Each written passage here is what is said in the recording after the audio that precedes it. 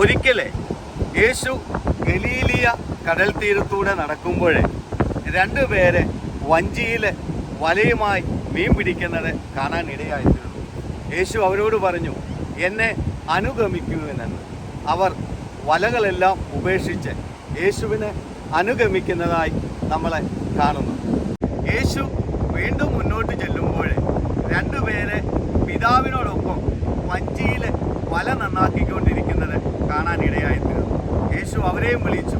അവർ വഞ്ചിയും വലയും പിതാവിനെയും ഉപേക്ഷിച്ച് യേശുവിനെ അനുഗമിക്കുന്നത് നമുക്ക് കാണാനായിട്ട് സാധിക്കും. കച്ചവട സ്ഥലത്തേക്ക് ചെല്ലുമ്പോൾ ചുങ്കം പിരിക്കുന്നവരെ കാണുന്നുണ്ട്. അവരെയും വിളിക്കുന്നുണ്ട്. അവരും യേശുവിനെ അനുഗമിക്കുന്നത് കാണാനായിട്ട് സാധിക്കും.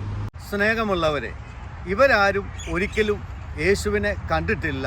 യേശു ആരാണെന്ന് ഇവർക്കൊട്ടും അറിയുകയുമില്ല. എങ്ങോട്ടാണ് തങ്ങളെ കൊണ്ടുപോകുന്നത്, എപ്പോഴാണ് തിരിച്ചു വരുന്നത്, നിൻ്റെ കൂടെ വന്നാൽ ഞങ്ങൾക്ക് എന്തെങ്കിലും കിട്ടുമോ എന്നൊന്നും ഇവരാരും ചോദിക്കുന്നതായിട്ടും നമ്മളവിടെ കാണുന്നില്ല. യേശു അവരെ വിളിച്ചു. അവർ യേശുവിനെ അനുഗമിച്ചു. അവർ കടന്നുപോയി. സ്നേഹമുള്ളവരെ, നമ്മളൊന്ന് ചിന്തിച്ചു നോക്കിക്കേ. ഇവർ യേശുവിനൂടെ പോയതിലൂടെ ഇവർക്ക് ഭൗതികമായിട്ട് എന്തെങ്കിലും ഇവർ നേടിയെടുത്തതായിട്ട് നമ്മൾ എവിടെയെങ്കിലും കാണുന്നുണ്ട്? ഇവർ ബിൽഡിങ്ങുകൾ പണിതില്ല, ഭൂമിയിലെ സ്വത്തുക്കൾ വാരിക്കൂട്ടിയില്ല, ഒത്തിരിയേറെ സ്ഥലങ്ങൾ ഇവർ സ്വന്തമാക്കി എടുത്തില്ല. ഇവരൊന്നും തന്നെ എടുക്കുന്നതായി നമ്മൾ എവിടെയും കാണുന്നില്ല. ഇവർ സുവിശേഷം പ്രസംഗിച്ച് ലോകമെമ്പാടും സഞ്ചരിച്ചു. ഒത്തിരിയേറെ പീഡനങ്ങളും സഹനങ്ങളും ഇവർ കേൾക്കേണ്ടി വന്നു. പല സ്ഥലങ്ങളിൽ പല വിധത്തിൽ ഒത്തിരിയേറെ പീഡനങ്ങൾ സഹിച്ച് പലരും മരിക്കേണ്ടതായിട്ട് വന്നു. നമ്മളൊന്ന് ചിന്തിച്ചാൽ ഇവരുടെ ജീവിതത്തിൽ ഇവരെ എന്താണ് നേടിയെടുത്തത്? ഇവർ പ്രസംഗിച്ചത് മുഴുവൻ നിത്യതയെക്കുറിച്ചായിരുന്നു.